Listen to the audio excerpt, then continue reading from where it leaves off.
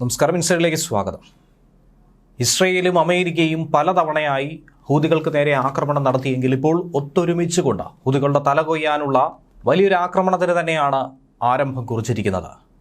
America കഴിഞ്ഞ കുറച്ച് മാസങ്ങളായി ഇസ്രയേലിന് നൽകിയിരിക്കുന്ന ഒരു വജ്രായുധം, അതിൽ നിന്നും തീതുപ്പുന്നൊരു കാഴ്ച കാണുവാൻ സാധിച്ചത് കഴിഞ്ഞ ദിവസമാണ്. അതിലൂടെ തന്നെ മനസ്സിലാക്കാൻ കഴിയുന്നത് ഇസ്രയേലിന് വേണ്ടി മുന്നിട്ടിറങ്ങിയ യുദ്ധത്തിൽ ഇസ്രയേലിനെ നയിക്കുകയാണ്. മറുഭാഗത്താകട്ടെ ഇറാൻ ഹമാസിനെയും ഹിസ്ബുള്ളയെയും ഹൂതികളെയും ഒക്കെ തന്നെ തള്ളിപ്പറഞ്ഞുകൊണ്ട് രംഗത്ത് വരുന്ന ഒരു കാഴ്ചയും കാണേണ്ടി വന്നിരിക്കുന്നു. അവർ യുദ്ധം ചെയ്യുന്നതിൽ തങ്ങൾക്ക് യാതൊരുവിധ പങ്കുമില്ല എന്ന് തുറന്നു പറഞ്ഞുകൊണ്ട്, വിളിച്ചു പറഞ്ഞുകൊണ്ട് ഇസ്രയേലിന്റെ കയ്യിൽ നിന്നും രക്ഷപ്പെടാനുള്ളൊരു നീക്കമാണ് മറുഭാഗത്ത് നടത്തുന്നത്. വെള്ളിയാഴ്ച പുലർച്ചെയായിരുന്നു യമനിൽ നിന്നും ഇസ്രയേലിലേക്ക് ഹൂതികളുടെ ഭാഗത്തു നിന്നുമുണ്ടായ ബാലിസ്റ്റിക് മിസൈലുകൾ വൻതോതിൽ വിക്ഷേപിക്കാനായി ആരംഭിച്ചത്. കഴിഞ്ഞ കുറച്ച് ദിവസങ്ങളായി തന്നെ ഹൂതികളെ വേട്ടയാടുകയായിരുന്നു അമേരിക്കയും ഇസ്രയേലും. ഒറ്റതിരിഞ്ഞായിരുന്നുവെങ്കിൽ ഇത്തവണ ഹൂതികളുടെ മിസൈൽ പാഞ്ഞു പൊങ്ങിയപ്പോൾ അതിനെ പ്രതിരോധിക്കാനായി അമേരിക്കൻ പ്രതിരോധ സംവിധാനമാണ്, മിസൈൽ പ്രതിരോധ സംവിധാനമാണ് ആദ്യം മുന്നിട്ടിറങ്ങിയത്. ഒക്ടോബർ മാസത്തിലായിരുന്നു അമേരിക്ക ഇസ്രയേലിൽ അമേരിക്കൻ പ്രതിരോധ സംവിധാനമായിട്ടുള്ള താഡ് മിസൈൽ സംവിധാനത്തെ ആദ്യമായി വിന്യസിച്ചത്. അതിനുശേഷം ഇതാദ്യമായി ആ സംവിധാനത്തെ വേണ്ട ശേഷിയിലൊക്കെ തന്നെ ഉപയോഗിക്കാനുള്ള ഒരു ഭാഗ്യം ലഭിച്ചിരിക്കുന്നുവെന്നാണ് അമേരിക്കൻ സൈനിക ഉദ്യോഗസ്ഥർ തന്നെ ഇപ്പോൾ വ്യക്തമാക്കുന്നത്. താഡ് എന്ന് പറയുന്നത് terminal high altitude area defence system എന്നറിയപ്പെടുന്ന ഈ മിസൈൽ പ്രതിരോധ സംവിധാനത്തിന്റെ കണ്ണുവെട്ടിച്ചുകൊണ്ട് ഒരു ഹൂതികളുടെ മിസൈലുകൾക്കും ഇസ്രയേലിന്റെ മണ്ണിൽ കടക്കാൻ കഴിയില്ല എന്ന് നേരത്തെ തന്നെ ജോ ബൈഡൻ അടക്കം തുറന്നു പറഞ്ഞതാണ്. സോഷ്യൽ മീഡിയയിലാണ് ഇതുമായി ബന്ധപ്പെട്ട താഡ് മിസൈൽ സംവിധാനം, ഇന്റർസെപ്റ്റർ മിസൈലുകൾ വിക്ഷേപിക്കുന്നതായിട്ടുള്ള ദൃശ്യങ്ങൾ പുറത്തുവിട്ടിരിക്കുന്നത്. 18 വർഷക്കാലമായി തങ്ങൾ ഇതിനു വേണ്ടി കാത്തിരിക്കുന്നുവെന്നാണ് ഈ വിക്ഷേപണത്തിന് ശേഷം അമേരിക്കൻ സൈനികർ ഈ മാധ്യമങ്ങളോട് പറയുന്നത്. കാരണം ഇത്രയും കാലം തങ്ങൾ ഇതിൻ്റെ പ്രവർത്തനങ്ങൾക്ക് വേണ്ടിയും ഇതിനെ വിന്യസിക്കാനായും പല മേഖലകളിൽ പോയിട്ടുണ്ടെങ്കിലും ഇതൊന്ന് കൺമുന്നിൽ കാണാനും ഇത് ഏത് രീതിയിൽ ഫലപ്രദമായി പ്രവർത്തിക്കുന്നു എന്നുള്ളത് നേരിട്ട് വീക്ഷിക്കാനും ഒരു യുദ്ധമുഖത്ത് ഇതെങ്ങനെ പ്രവർത്തിക്കുമെന്നുള്ളത് കണ്ടറിയാനുമുള്ള അവസരം ഇപ്പോഴാണ് ലഭിക്കുന്നത്. ഇത് ഇസ്രയേലിയാണോ അമേരിക്കയാണോ എന്നൊന്നും തന്നെ തുറന്നു പറയാത്ത ഒരു വ്യോമ പ്രതിരോധ സംവിധാനമായി തന്നെയാണ് IDF ഇതിനെ സ്ഥിരീകരിച്ചിരിക്കുന്നത്. ഇസ്രയേൽ പ്രതിരോധ സംവിധാനമാണോ അമേരിക്കൻ പ്രതിരോധ സംവിധാനമാണോ എന്നുള്ളത് IDF തുറന്നു പറയുന്നില്ല എങ്കിൽ പോലും നിലവിൽ താഡ് മിസൈൽ സംവിധാനം ഫലപ്രദമായി തന്നെ അവിടെ മിസൈലിനെ തടഞ്ഞു നിർത്തി എന്നുള്ളത് മനസ്സിലാക്കാൻ കഴിയുന്നുണ്ട്. മിസൈൽ പ്രതിരോധത്തിൽ അമേരിക്കൻ ഇസ്രയേലി പങ്കാളിത്തം തന്നെയാണ് ഇസ്രയേലിന്റെ എതിരാളികൾക്ക് വലിയ വാൾത്തലയായി മാറിക്കൊണ്ടിരിക്കുന്നത്. മിഡിൽ ഈസ്റ്റിൽ പ്രതിരോധം ശക്തി പ്രാപിച്ചുകൊണ്ടിരിക്കുന്ന ഒരു സാഹചര്യത്തിൽ കൂടിയാണ് സുരക്ഷ കനപ്പിക്കുന്ന രീതിയിൽ അമേരിക്കയും മുന്നിട്ടിറങ്ങിയിരിക്കുന്നത്.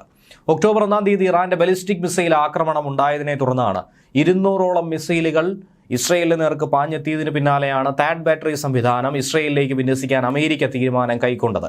അതിന് പിന്നാലെ ഇപ്പോൾ അതിൻ്റെ രുചിയറിയാൻ അവസരം ലഭിച്ചിരിക്കുന്നത് ഹൂതികൾക്ക് മാത്രമാണ്. അതേസമയം ഇന്നലെയും യമനിൽ ഹൂതി വിമതരുടെ സൈനിക കേന്ദ്രങ്ങളെ ലക്ഷ്യമിട്ടുകൊണ്ട് ഇസ്രയേൽ കനത്ത വ്യോമാക്രമണം തന്നെയാണ് നടത്തിയത്.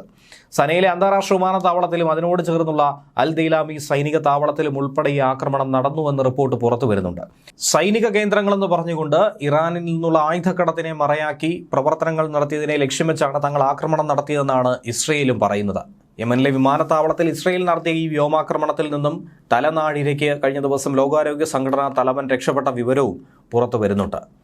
തുറമുഖ നഗരമായിട്ടുള്ള ഹുദൈദയിലെ വൈദ്യുത നിലയത്തിന് നേർക്കും ആക്രമണം നടത്തിയതായ റിപ്പോർട്ടുകളാണ് പുറത്തു വരുന്നത്. യമനിലെ ഹൂതി വിമതർ സനയിലെ അന്താരാഷ്ട്ര വിമാനത്താവളവും പവർ സ്റ്റേഷനുകളും അതുപോലെ തുറമുഖങ്ങളും ഒക്കെ തന്നെ ആക്രമിച്ച് ഇറാനിയൻ ആയുധങ്ങൾ കടത്താനും ഇറാനിയൻ ഉദ്യോഗസ്ഥരെ പ്രവേശിപ്പിക്കാൻ ശ്രമിച്ചതോടുകൂടിയാണ് ഇസ്രയേൽ രണ്ടും കൽപ്പിച്ച് ആക്രമണം കനപ്പിച്ചത്.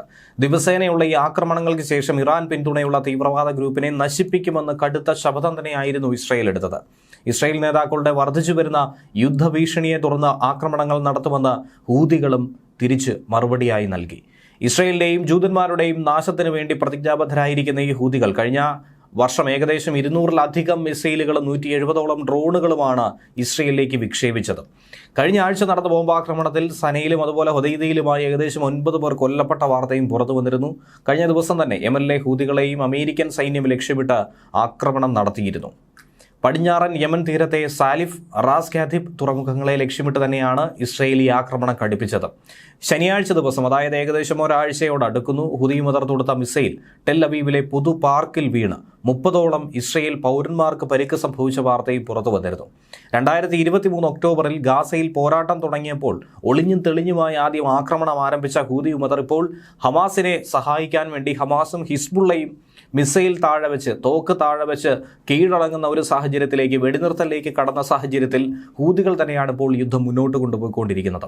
ഇസ്രയേലിൻ്റെ മേഖലയിലേക്ക് തുടർച്ചയായി തന്നെ ഹൂതികൾ നടത്തുന്ന ആക്രമണങ്ങളെ ഇസ്രയേൽ അവരുടെ രാജ്യത്തിനേറ്റ പ്രഹരമായി തന്നെയാണ് നോക്കിക്കാണുന്നത്. അതിനുള്ള മറുപടി അവർ കൃത്യമായി തന്നെ നൽകുമെന്നും വ്യക്തമാക്കുന്നു. ഈ സാഹചര്യത്തിൽ കൂടിയാണ് ഇറാന്റെ പരമോന്നത നേതാവായ ആയത്തുള്ള അലി ഖമേനി കഴിഞ്ഞ ദിവസം ഒരു പ്രസ്താവന നടത്തിയത്. ഖമേനിയുടെ പ്രസ്താവന അനുസരിച്ച് തങ്ങളുടെ പ്രദേശത്തിന് ചുറ്റുമുള്ള തീവ്രവാദ ഗ്രൂപ്പുകളായിക്കോട്ടെ, വിമത ഗ്രൂപ്പുകളായിക്കോട്ടെ, ഇതൊന്നും തന്നെ ടെഹ്റാന്റെ പ്രോക്സികളായി പ്രവർത്തിക്കുന്നില്ല എന്നാണ് അദ്ദേഹം പറയുന്നത്. തൻ്റെ രാജ്യം നടപടിയെടുക്കാൻ തീരുമാനിച്ചാൽ അതിന് പ്രോക്സികളുടെ ആവശ്യമൊന്നും തന്നെ തങ്ങൾക്കില്ല. പ്രോക്സികൾ എന്നുകൊണ്ട് ഉദ്ദേശിക്കുന്നത് തന്നെ ഹമാസിനെയും ഹിസ്ബുള്ളയെയും ഹൂതികളെയും ഒക്കെ തന്നെയാണ്. അവരുടെ ആവശ്യം തങ്ങൾക്കില്ല, അവരെ നിയന്ത്രിക്കുന്നത് തങ്ങളല്ല എന്നുള്ളത് തുറന്നു പറയുന്നു. ഇറാൻ പിന്തുണയുള്ള ലെബനിലെ ഹിസ്ബുള്ളയ്ക്കും ഗാസയിലെ ഹമാസിനും ഇസ്രയേലുമായിട്ടുള്ള യുദ്ധങ്ങളിൽ കനത്ത നഷ്ടം സംഭവിച്ച് 1 കൊല്ലം തികഞ്ഞതിന് ശേഷമാണ് ആ 2 ഗ്രൂപ്പുകളും തങ്ങളുടേതല്ല എന്ന് തുറന്നു പറയാൻ ഇപ്പോൾ ഇറാൻ തയ്യാറാകുന്നത്.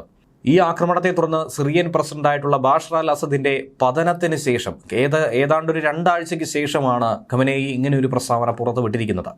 ഇറാന്റെ ചെറുത്തുനിൽപ്പിന്റെ, ടെഹ്റാന്റെ അച്ചുതണ്ടായി വിളിക്കപ്പെടുന്ന ഒരു പ്രധാന കണ്ണി കൂടിയാണ് ഇവരൊക്കെ തന്നെ. ചെങ്കടൽ കപ്പൽപാതകളിലൂടെയും ഇസ്രയേലിലും നടത്തിയ ആക്രമണങ്ങളുടെ പേരിലുമൊക്കെ യമനിലെ ഹൂതി വിമതരെ അമേരിക്കയും ബ്രിട്ടനും ഇസ്രയേലും ഒരേപോലെ തന്നെയാണ് ഇപ്പോൾ ലക്ഷ്യമിട്ടുകൊണ്ടിരിക്കുന്നതും തകർത്തെടുക്കാനായി ശ്രമിക്കുന്നതും. ഇസ്ലാമിക് റിപ്പബ്ലിക്കിന് ഒരു പ്രോക്സി ഫോഴ്സ് ഇല്ല എന്നുള്ളതാണ് ഇപ്പോൾ ഖമേനി പറയുന്നത്.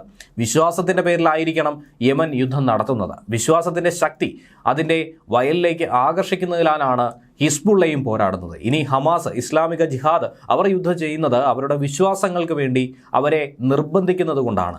അവരും ഞങ്ങളുടെ പ്രോക്സിയായി പ്രവർത്തിക്കുന്നില്ല എന്നാണ് ഖമേനി കഴിഞ്ഞ ദിവസം ടെഹ്റാനിൽ വെച്ച് നിരവധി ആളുകളോട് തുറന്നു പറഞ്ഞ ഒരു വിഷയമെന്ന് പറയുന്നത്. അപ്പോൾ പൂർണ്ണമായും പ്രോക്സികളെ തള്ളിപ്പറയുന്ന നിലയിലേക്ക് ഖമേനി അടക്കം എത്തിയെങ്കിൽ എത്രത്തോളം ഭയമായിരിക്കും അദ്ദേഹത്തിൻ്റെ ഉള്ളിലും ജനിച്ചിരിക്കുന്നത് എന്നുള്ളത് കണ്ടറിയേണ്ടതാണ്. ന്യൂസ് ഡെസ്ക് മലയാളി വാർത്ത ഇൻസൈറ്റ്.